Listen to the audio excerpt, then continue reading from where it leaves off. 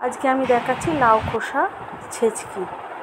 তার জন্য আমি কড়াই তেল দিয়ে দিয়েছি আর লাউ খোসাগুলো খুব ঝিরে ঝিরে করে কেটে নিয়েছি। সর্ষে আর লঙ্কা ফোড়নে দিয়ে দিলাম, দিয়ে আমি লাউয়ের ওই খোসা যে ঝিরে ঝিরে করে কেটেছি সেগুলো দিয়ে দিলাম। লাউ তো আমরা খাই, খোসাটা ফেলে দেবো কেন বলুন তো? এটা খুব ভালো আর খেতেও দারুণ লাগে। এইভাবে করবেন না, ঢাকা দিয়ে করতে হবে একটু, তাতে খোসাটা ভালোভাবে সেদ্ধ হয়ে যায়। আর এইভাবে করলে আপনি যদি জল দিয়ে সেদ্ধ করেন তাহলে ক্রাঞ্চি ভাবটা চলে যাবে। ওই জন্য একটু এইভাবে করবেন। অল্প হলুদ গুঁড়ো, স্বাদ অনুসারে নুন আর অল্প একটু শুকনো লঙ্কা দিলাম।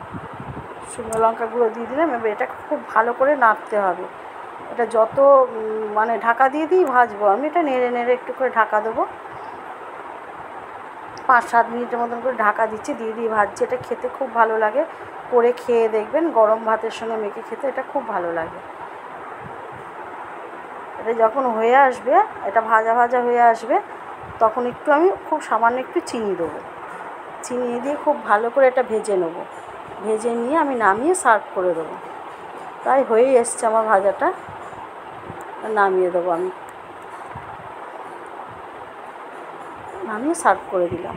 হয়ে গেছে আমার লাউ খোসা ভাজা।